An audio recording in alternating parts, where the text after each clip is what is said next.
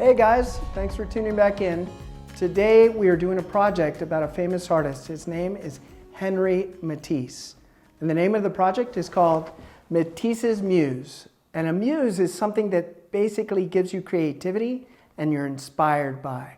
So what we're doing today is we're picking a person that inspires you, a muse. My selection for today was Ave, my daughter. So it's a simple line drawing. We're going to teach you about proportion, scale, geometric shapes, as well as organic shapes.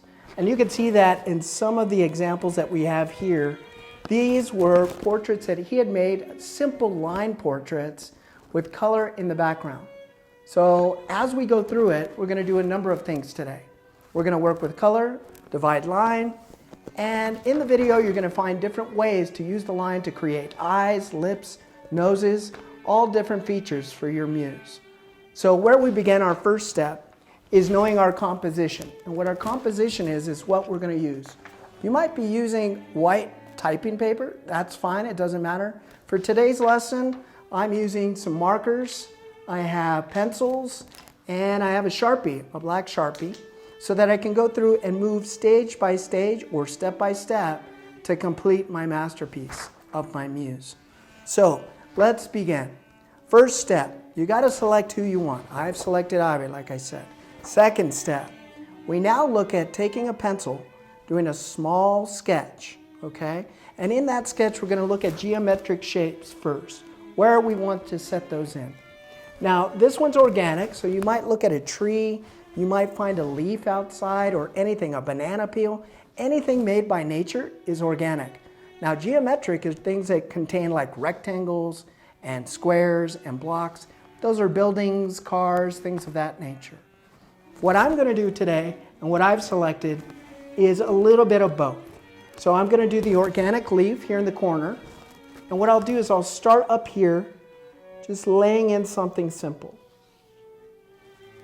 Now, if you make a mistake, you can go back and erase it at any point. But I'm just drawing very lightly with my pencil. So that way, if I do make a mistake, it's easier to erase. So I'm going to put in a couple more. I'll put one down here. Just simple lines again. Just so I know where all the pieces of the puzzle, when I create my composition, are going to be. Another little piece down here. I like that.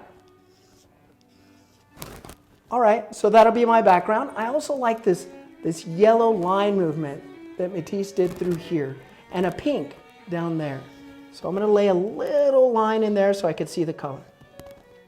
Once I see that, I understand it, and I like where everything is going, I simply go back, get one of my markers, and I start laying in the color. First color I'm going to pick is a green. Let's go with the green. I think a nice lime green would be cool.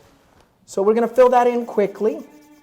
Now I'm just going back and forth, but the more time you spend on something, the better it's going to get. So each time you take a section, don't rush through it. Take your time to fill it in, straighten it up, and do all the details. So I'm doing this quite quickly, right?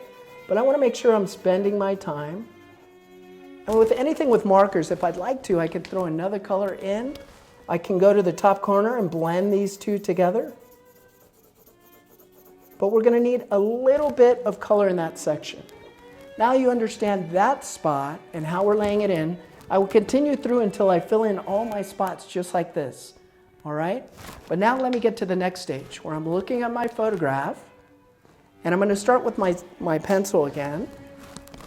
And I'm going to look at Ave, and we're going to have the examples you can see in the video so you can customize by using the eyes listed and all the other materials that we have to help you to figure out what eyes, what nose, what mouth you want to put in to your muse, okay? So I'm starting with the shape of what Ave's head looks like. We'll start up here at the top, just very lightly, and it's a loose shape right here. Just a very loose shape. And I'm drawing it lightly again, so that way if I make a mistake, I can erase it. The second one is I go through and I say, okay, I like Ave's hair. Ave's hair goes down. And I'm looking at this one. I think it's a good flow for over Ave's face to come back and through. Now at the end of that, she has kind of a ball here, but Ave has like little tips on there. So I'm going to lay in a triangle instead. because it's a different shape, but it's more of who Ave is. And that's what I want. Again, her hair movement comes down again. Here's another shape. So I'm laying that in, putting that over the top. And these should all be simple shapes. You're not trying to draw the perfect ear or anything, just simple shapes that you see. Again, I'm going to use the triangle here. Now when I go to the eyes, I've selected these eyes here, the second series for Ave. So I just lay in those lines very simply. And really, if you look at it, you can always tell. It's 3 fingers for the top of your forehead.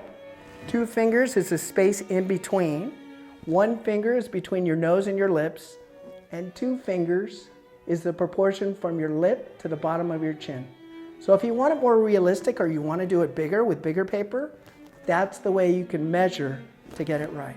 But for this, since I'm using a smaller paper, I'm just doing whatever fits, whatever is a good size. I lay in the next lines. All right, as I go through that, I'm putting in the circles for the pupils. I'm going back, I'm looking at the next line that's there, and I'm captivating Ave. Now as the nose, I looked at all 3 of the examples for the nose, and what I figured out would be the best one is here at the bottom, where her eyebrow, and I'm going to attach that now, starts here in one continuous line, goes all the way down, then arcs over. Same thing with a little squiggly line here, right? Then I go back and I perfect it. I'm just going to take a little time to do that. All right, to the mouth. Simple little mouth for Ave. She's always a smiler. So let me see what other example I like. Oh, this one's good. It kind of looks like a wave at the top. A wave at the top of the sea. I'm going to start with that one. Okay. Next one is the line continues through. And then it buckles back down like a half of an apple. Now some of these lines I didn't like. So it gives me the opportunity now to go back with my eraser, take off what I didn't like, fix anything that I want to change or don't think really pertains to Ave or the shape. Because it's not finished yet, it's just started. Let's go back and do a little bit more. I kind of want this one to curve a little better. I want to make sure I do this right. There we go. And this one has to be a little closer. There we go. Now for her neck, as you can see, Ave has a shirt on, so I'm going to drop the neckline here. I'm going to put just a half circle, because that's Ave's neckline there. And then she has a sweater. So I don't need to put all of that. I don't feel like it's really important or necessary. So I'm just going to put a simple line that drops through. All right, now I can go back. I see all my shapes. My color will be put in, and it'll look something like this. So the color's there. This is the next step. Then I get my Sharpie or my black marker, either one, and I go back, and now is the time that when I put these lines down, they're going to be there forever. So I have to make sure I like them. So I'm going to go back here, drop the line, drop another line. And if the shape's not right, while I'm tracing it, I can always enlarge it or stop and then do it with the pencil again until I get it the way I want it.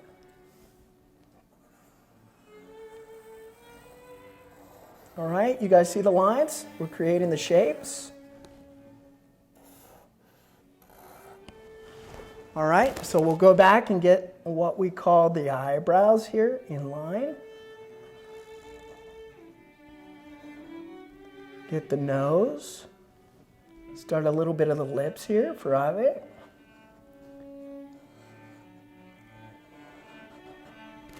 Do this, what we call her chin line or jaw line. And just start outlining what I put in pencil to reaffirm that I like it, but also it lays in that darker color. Last but not least, her eyes. The pupil of the eye, of course. Color that in. There we go. A little bit more time with that, just to color it in and check it. Now you can change it or add more lines. A couple of things that Matisse would do is he would go back and add on top if he thought it was missing something. You can go back and add. Or if you find one of your lines that you think is a good line to add in later, that's just a line you were either going to erase, but you think it adds to the portrait, you can add that as well. All right, with this being done, now I can add in the last lines of her body that I wanted to do.